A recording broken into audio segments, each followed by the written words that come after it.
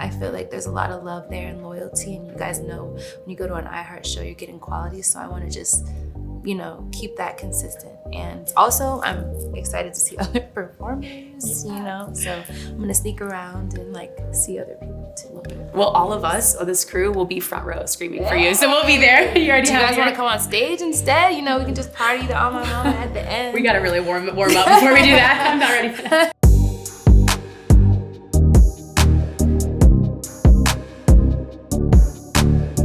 Hey friends, it's Emily Curl here back at our iHeartRadio studios here in New York City, and today we are hanging out with Grammy Award-winning artist Victoria Monét is in the building. Can we give it up?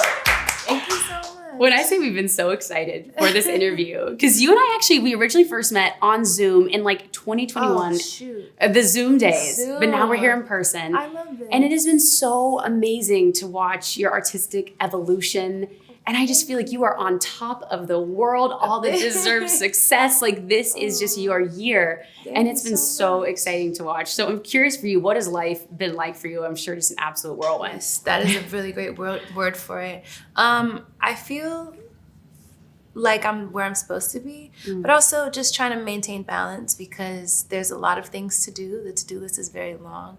But just trying to stay present also is another thing. It's when, a couple years ago, this is everything I wanted, and now I have a new set of things that I want, but also just trying to be present now that I have what I did want and manifesting for the future. So it's always this, push and pull, give and take thing. Yeah. But it's been a beautiful journey. I have the best team of people around me, best friends, best family. We see some of the team in here too. The ladies. They're the best. Yes, I'm really happy. Like you said, watching the journey, I have to go back for a second. The Grammys this year, the 2024 Grammys, watching on my couch, they announced Best New Artist. When I actually was tearing up, because we had just been following your journey for so long. And like I said, we've just, we've been rooting for you and cheering you on.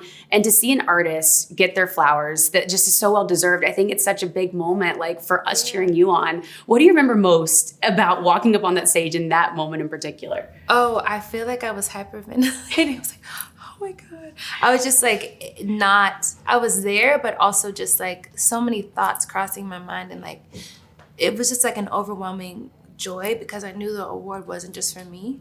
It's for everybody who had been supporting me, everybody who has the same dreams and aspirations to do something really big and be an underdog. So I accepted it on my behalf, but also on the behalf of so many other people, millions of people. So I was okay, be strong, girl. You can do this. Yes, so it was beautiful. And how wild that Hazel also made a red carpet debut. It was pretty wild. Did you see that meme? Girl, she's she was just over it. Yeah, I was going to say, what did she think of the red carpet? Hated it. Never wants to do it again. But I think when she gets older, she'll appreciate it because we spent a little bit of time before the Grammys, practicing her walk or hands on the hips. We had the pose and she was fine, I think, but once you get there and the photographers on the red carpet are Hazel, hey, it's just obviously overwhelming for a 2-year-old. It's loud, and you never anticipate just how loud it's going to be, but cameras, I mean, it's overstimulating. It kind of got hot. I was it's not even hot season, but it's hot, right? The lights, and she was it was nap time. You got to time it right with the toddler, you got to give them popsicles and lollipops and treat, we just weren't prepared. It's going to be so funny for her to be older and look back on that moment. She's and probably be going to find it hilarious. And then when she's a supermodel or something, she's look at me. Look at me now. How is she doing? What is she into these days, this age? She's into dancing in the mirror and singing. Really? Yeah. So she's taking after her mom. She got the musical gene? She loves it. Yeah. She also really is good with drawing and writing. She's writing her name. Wow. Hazel. She's the Z is backwards right now, but we'll work on it. But I kind of like that. That's kind of it's stylized. Yeah. And then she's drawing, she draws faces. So I think it's going to develop into portraits. I'm going to save the ones that she's drawn so far. Because right now it goes from face, eyes, she's doing hair and ears and lashes now and lips. But then from head, it goes straight to legs. So there's no neck and stuff yet. But I'm I want to just save the process and show her early artwork. Does she draw you? Yeah, she's like, this is Mama, this is Dada, this is Hazel. Yeah, she Little draws family portraits. She was also obsessed with drawing Wednesday, because we made her Wednesday last year for Halloween. So then I saw her like reinforcing the legs, and I was like, what are you drawing? She's like, the stockings. Like, oh, wow, right. Are you going to take her to see Beetlejuice? It's kind of... I didn't think about it, but maybe. It's a little scary though. I feel like maybe it's like... Okay. Yeah. Yeah, I want her to like enjoy, like not be scared of the dark. So like maybe not. Yeah. She loved Inside Out too, though. Oh, did she? She's always like, are these the core memories? I'm like, yes, these are core memories right now. Like She in the knows pool. the core memories. Oh, that's adorable. She's really, really smart. She's really smart. Wow. How Speaking beautiful. Spanish. She's What? Like, yeah, I'm just, don't get me into my mom. I'm like, let me pull out my phone and show you what's going on. Next time you have to bring us the portraits. We want to see those. No, That's amazing. It's incredible to hear about that. And then also we've got to talk about the music, your new song with Usher, SOS, Yes. that is just taking over. Congratulations. Yes. I mean, and to work with someone like Usher too is incredible. Tell me a little bit about that experience. You know, it's really special to be able to work with the people you've looked up to, especially like, we're talking like before high school. So it's kind of like just mind-blowing that you could really manifest things like this and like see, you know, your legends make space for you and like have a mutual respect and like want to collaborate. And so that's been a really, really special and touching experience. There's been a lot of those kind of keepsake moments with people that I really love, like for example, working with Earth, Wind & Fire, who inspired Jaguar. Just having them on the project and you know, Verdine calling and being thankful to like be Grammy nominated together. It's just like all these full circle things that are happening. I'm just so thankful to God and everyone who was patient enough to see it through with me, because the journey was really long, really, really long, but super excited to have collaboration with Usher. It's sure. worth the wait. Yes. I actually got to chat with Usher this week about his new film, Rendezvous in Paris, where he does the entire show. It's an immersive experience. And one thing that's so amazing about that is like as a performer, like Usher is just incredible. And that is the same talent that you have. You are a performer. You're a singer, a songwriter, you're dancing, you're performing on stage. I'm curious for you, does that sort of ebb and flow of which one you're like more into at the time, or do you kind of maintain enthusiasm for all of those different things that you enjoy doing? I think that one reason why I chose this career path is because it does include all of the things that I like. So I get to be creative visually, I get to dance, and I get to sing, and I get to songwrite. I think early on, I was kind of wondering like which one I should be at. Maybe like 12, 13, I would have told you I'm gonna be a dancer, because I was focused on that at the time. But then as my life unfolded, I was like, actually being an artist encompasses all of the things, and you don't have to be one-dimensional, and you can just do, you know, whatever feels good at the time. So I really, really enjoyed being an artist because it's just like this umbrella where so many things fall under it. I know, I think that is interesting. Like I feel like, once people are merging into this space, they get told to pick one lane. But for you, that just was never true. You're like, I can do it all. What about for other, artists that are coming out? Do you think they need to hone in on certain things, or do you think they can be able to do it all? I think probably both are amazing, because when you think of certain artists, you think of like, maybe they have a certain brand and a specialty. And I try to think of it as like a product. So like, say you're Coca-Cola and your customers are buying Coca-Cola. You don't want it to taste like Sprite. You want it to taste like the Coca-Cola you know. So you're going there for a specific reason.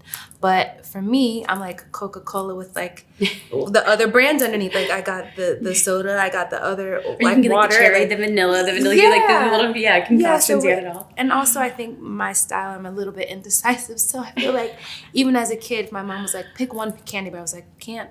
I want these two, half and half. So I feel like it's just a reflection of me stirring the pot and not being able to like focus on one thing all the time. Maybe some people can relate to that, and that works for me. And some people got one formula and it works for them, and that's their brand, and it's great. Yeah. And I know, you were a songwriter for a long time. We talked about this in our last Zoom. At this stage, are you writing any more for any other people, or are you solely just focused on yourself and your music and what you're creating? I would say most of my energy goes into my artist career right now. I feel like there's a bit more of a leniency on timing for songwriting. I feel like I could write a song at 80 and 90 and not have to hit the stage and break bones. But like for now, while I'm young and flexy, and like I feel like now's my time to go see the world and be on that stage. So, but I'm definitely not like anti. Right. I think also momentum right now is in the artist capacity for me, and so that's where my heart is, and like I'm on that hamster wheel right now. Yeah, we also have to talk about too. You posted this Instagram video of 1 year celebration of On My Mama and what that song meant for you. Yes, that video. I was like, I mean, yeah, it takes you down. What does that song mean for you right now when you look back and think about that time? It really did change my life. Like, you know, having a great song and having it go so far. And shout out to my radio promotions team who's here in the building. Like, just having people be able to hear it. I see the difference in my performances. Like, when I go to certain places, they know that one. You know what I mean? Yeah. And I think even the title alone just signifies so much about what my life has become now, because I'm a mom. And, like, you know, growing up with a single mom, it's just like, and then her mom was a single mom. It's just like, it gives generational, you know, importance, and it's really, really special. So I want another one. I want to do it again.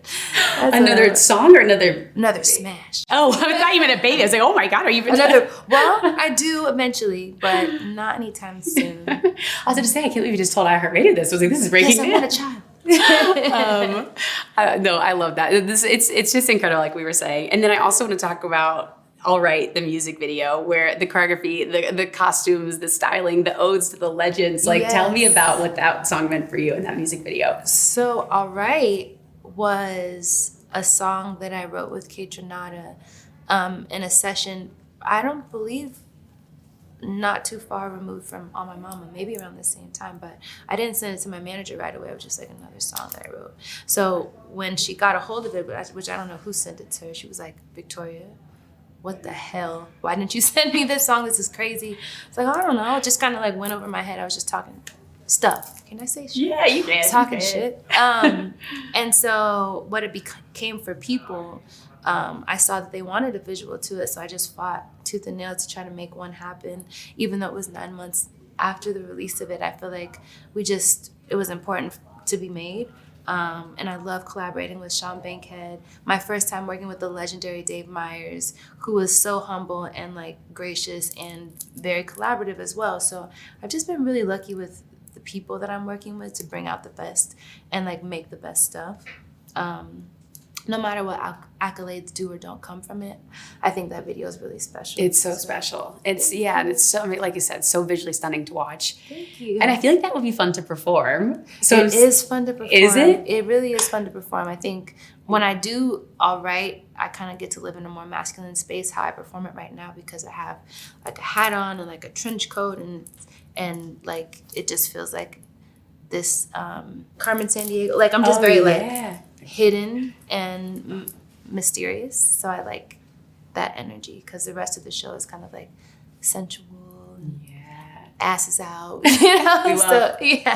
So All Right's a nice like dynamic switch for sure. And speaking of performances, you are performing at our iHeartRadio Music Festival this year. We cannot wait to have you on that stage. So what are you most looking forward to? I really think just your audience. I feel like there's a lot of love there and loyalty, and you guys know when you go to an iHeart show, you're getting quality. So I want to just, you know, keep that consistent. And also, I'm excited to see other performers, you know. So I'm going to sneak around and, like, see other people, too. Love it. Well, all of us, this crew, will be front row screaming for you. So we'll be there. You already Do you guys want to come on stage instead? You know, we can just party the On My Mama at the end. We got to really warm up before we do that. I'm not ready for that. We are so excited for you. Thank you so much for your time. We love watching your journey. So this is amazing. We can't wait to see you in Vegas. Thank you. Thank you. One more time for Victoria Monét. And of course, thank you all for watching. Make sure you stream all of Victoria's music on iHeartRadio, and we will see you next time. Hey.